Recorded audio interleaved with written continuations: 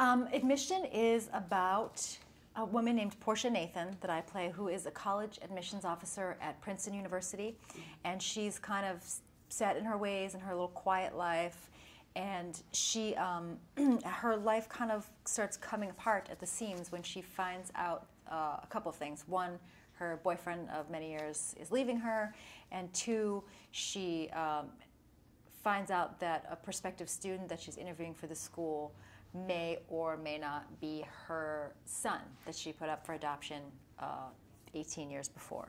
And so she, the story of the movie is kind of her coming to terms with the fact that she had a son at one point, and what lengths is she willing to go to help this kid get into Princeton. You're very selective when it comes to choosing roles. What specifically appealed to you about Portia? I thought the character of Portia was interesting because I hadn't seen a movie about this world of college admissions before, and it is a world that's just full of so much anxiety and therefore humor for people on all sides of it. I also liked that she's an adult, and she is intelligent, and at the same time she still has this kind of huge, explosive, emotional thing happen in her life. I also thought it was an interesting story that you see a lot of characters who are chasing motherhood and in pursuit of motherhood, and this was a character who decidedly did not want to be a mother, but because of some given circumstances has to cope with the idea that maybe she is. What is your personal take on the whole motherhood thing? I'm in favor of it. No. I'm a mother of two, and it's certainly probably the hardest. Parenthood, motherhood, or fatherhood is probably the hardest job you could ever do, but it is rewarding in a unique way as well. Great. Did this film conjure up any of your own personal admission, the admission process days, or any unpleasant memories? It did remind me that I had forgotten that I had actually applied to Princeton and was rejected, but I felt okay about that. I didn't get mad when I was shooting on the Princeton campus. It was fine. God. You and Paul, you're both very witty performers. Did Paul Weitz, did he have to direct you guys on screen in terms of chemistry, or did that just come naturally for you? Well, I think, no, I think Paul Rudd and I almost maybe benefited by the fact that while we have a lot of friends in common, we had never really spent time together or worked together professionally. So in a way it was nice that you see us getting to know each other in the film, and we really are getting to know each other. We don't really know each other. We didn't know each other well at that time. So that was kind of easy because it was easy to trust that I would like him because I have so many good friends in common. But Paul Weitz definitely directed us in every other aspect. Got real performances out of us, hopefully.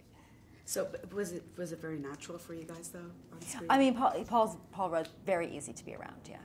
Wonderful. Working with Lily Tomlin, she's such an iconic figure. Tell me what that was like.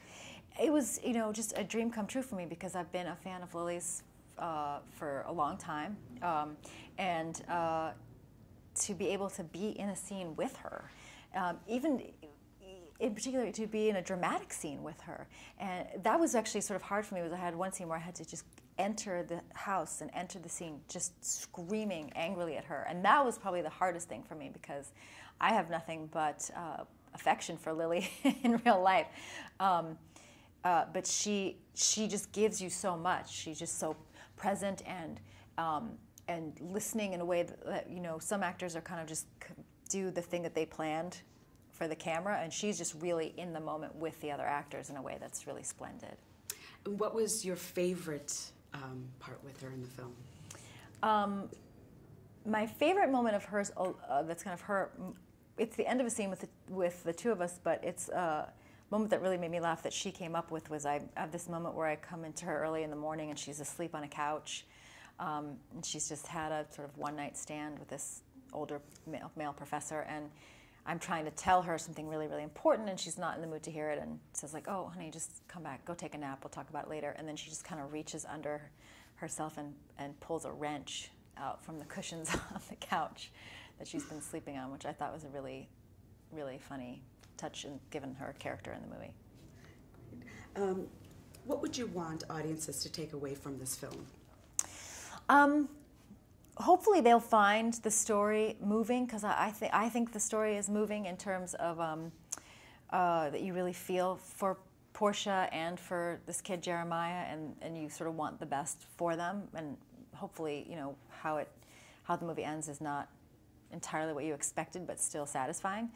And in terms of, I hope they would take away from it in the larger sense that it's a sort of a movie about accepting who you are and not trying to fit yourself into some other kind of mold of what's the best and what's the right place to be and the right thing to do, and that you find happiness in unexpected places in life. And in a nutshell, what would you say to encourage people to go see it?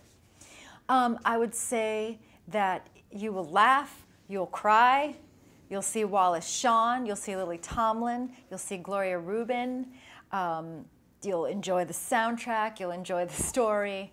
I think it's a lovely movie. Wonderful.